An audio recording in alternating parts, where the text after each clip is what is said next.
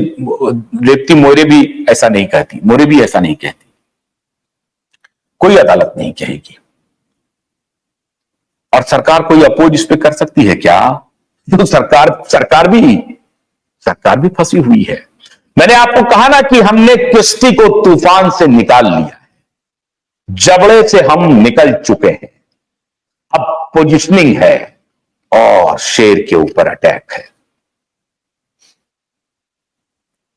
जो किश्ती को उन्होंने डुबाने की कोशिश की थी तूफान में, झूठ के तूफान में, फ्रॉड के तूफान में, षड्यंत्र के तूफान में, उन षड्यंत्र, झूठ, फ्रॉड के तूफान से हमने किश्ती को सच के हाईवे पे लाके खड़ा कर दिया है और वो अपने ऑटोमेटिक गियर में अब आ गया है। उसके सामने अब कुछ नहीं, कोई रेड लाइट भी नहीं, कोई red light, there is no red light. अब वो सच का जो हाईवे है ना, वो इतनी तेजी से दौड़ रहा है कि वो अपने मंजिल तक पहुंचकर ही रहेगा। There is no hurdle on the highway, on the highway of truth, there is no hurdle at all. अब कोई हर्डल नहीं है और तेजी से सच का जो गाड़ी है वो बढ़ते जा रहा है, उसको रोकने वाला कोई नहीं है। व्हिसिल ब्लोअर ने ऐसा व्हिसिल बजाया है कि गाड़ी बड़ी रफ्तार से चल रही है, उसको रोकना मुश्किल है, कोई रेड लाइट नहीं रोक पाएगा। तो अदालत भी नहीं मुकर सकती है, सरकार भी अपोज नहीं कर सकती है, और जब अदालत फरमान देगी तो मुंबई पुलिस भी नहीं मुकर सकती है।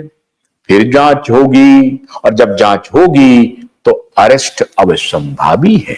पहला प्रेयर यही है कि आदित्य ठाकरे का कस्टोडियल इंक्वायरी हो, नार्को टेस्ट हो, सूरज पंचोली का, मौर्य का नार्को टेस्ट हो, कस्टोडियल इंक्वायरी हो। छुट्टा घूम रहे हैं, ये इंक्वायरी नहीं चलेगा।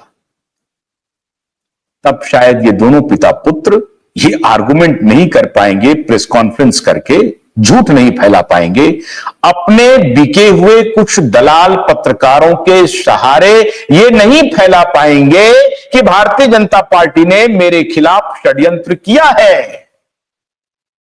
और तब भारतीय जनता पार्टी और मुख्यमंत्री जी कहेंगे कि इसमें मेरी कोई भूमिका नहीं है। साहब देखिए, मुझे तो एप्लीकेशन आया था, मैंने तो एफआईआर भी दर्ज नहीं किया, मैंने तो दोस्ती का निर्वाह किया।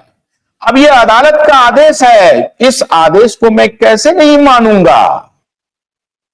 मैं आपको पूरी स्टोरी खोल के ही रख दिया हूं, जो भी स्टोरी है ना आपके सामने रख दिया हूं। मेरा यह काम है आपको बताना, मेरा यह काम है, ताकि आप विचलित ना हो, ताकि आप हौसला ना खोएं, ताकि आपको भरोसा हो कि हमने जब तूफान से किश्ती को निकाला है तो हम किश्ती को, उन लहरों को झेलते हुए समंदर पार भी करेंगे, दरिया पार भी करेंगे।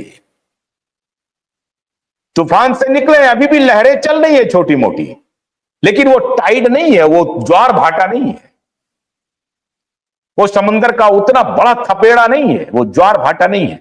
हल्की लहरें चल रही हैं, झूठ की लहरें चल रही हैं कि मेरे खिलाफ षड्यंत्र है, मेरे खिलाफ पॉलिटिकल वेंडेटा है।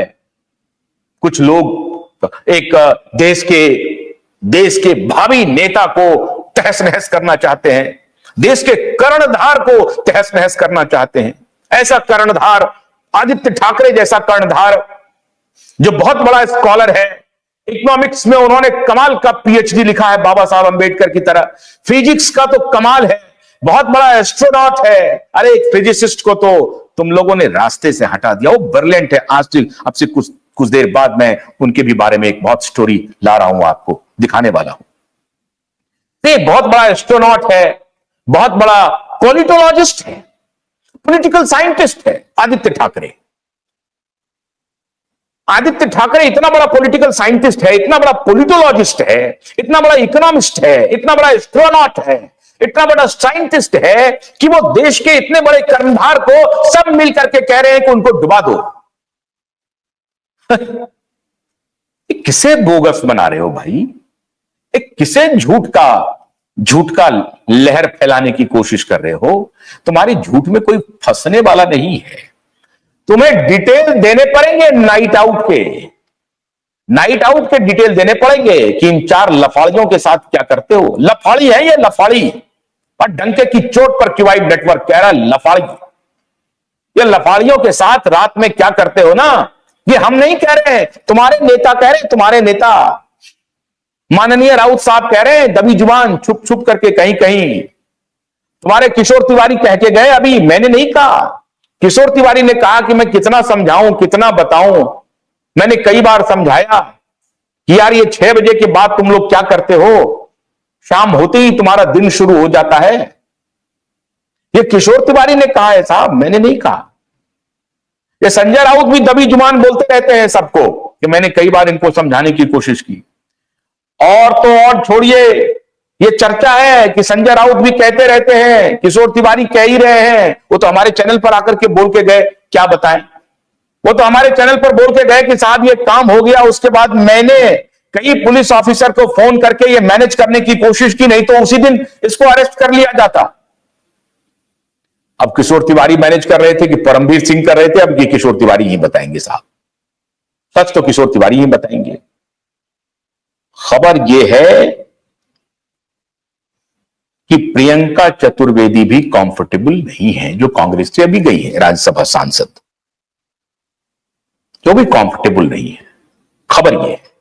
अब खबर में कितनी सच्चाई है मैं नहीं कह सकता, लेकिन खबर है कि माननीय प्रियंका चतुर्वेदी जी इस मुद्दे पर बहुत कंफर्टेबल नहीं है। उनको लग रहा है कि भाई इस मुद्दे पर हम कैसे डिफेंड करें। उन्होंने कई बार संसद में बड़े अच्छे सवाल उठाए थे प्रियंका जी ने, और मुझे याद है कि कोविड के समय में उनका सवाल बड़ा अच्छा था।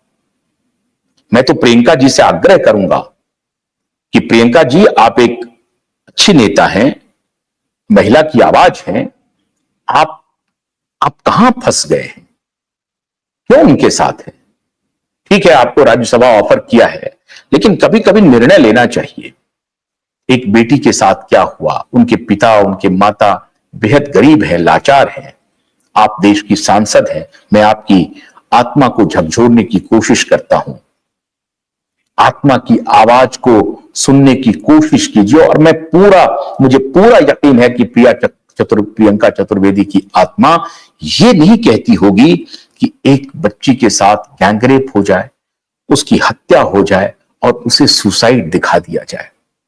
अब तो सारे सबूत आ गए हैं प्रियंका चतुर्वेदी जी, सारे सबूत आ गए। उस बच्ची के साथ क्या हुआ था, कितना क्रूरतम व्यवहार किया गया था। मैं तो कह रहा हूं कि क्यों उन्हीं का नाम आ रहा है। इतने युवा हैं, किसी का नाम नहीं आ रहा, उन्हीं का नाम आ रहा है। अरे उसको भी छोड़िए, एक और लोकस बनता है। उद्धव ठाकरे के कार्यकाल में यह घटना घटी है। यह जिम्मेदारी उद्धव ठाकरे की थी कि इसकी जांच करवाते, लेकिन धृतराष्ट्र बने हुए हैं उद्धव ठाकरे। और उद्धव ठाकरे जी, अगर आप धृतराष्ट्र बनेंगे तो ये मैं समझता हूं कि बाला साहब के परिवार में इस तरह से बात हो रही है, बहुत दुखद है। हमने कभी कल्पना नहीं की थी कि बाला साहब के परिवार के बारे में कभी यह भी बोलने का समय आ जाएगा। मैं आज भी उद्धव ठाकरे से अपील करता हूं कि आप अपने पुत्र के करतूत को मत छिपाइए। साफ साफ कहिए कि अगर गलत हो तो तुम सामना करो, इन्वेस्टिगेशन का सामना करो, वहां से निकलो। अगर सही हो तो जांच का सामना करके बाहर निकलो, तब तुम्हें इज्जत मिलेगी। ऐसे इज्जत नहीं मिल सकती है। मित्रों, जीत तो पक्की हो गई है, 2-4 दिन का और इंतजार कीजिए।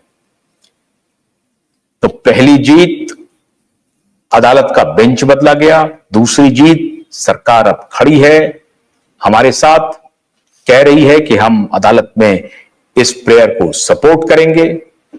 और तीसरी जीत, by hook and by any means, न तो सरकार भाग सकती है, न पुलिस भाग सकती है, न अदालत भाग सकती है।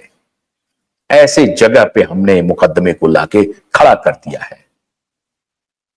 तो बिल्कुल इत्मीनान में रहिए, कार्रवाई तो होकर रहेगी, इन्वेस्टिगेशन शुरू होकर रहेगा। एसएसआर के मुद्दे पर थोड़ी देर बाद मैं आपसे चर्चा करने वाला हूं। तब तक के लिए अनुमति दीजिए। नमस्कार।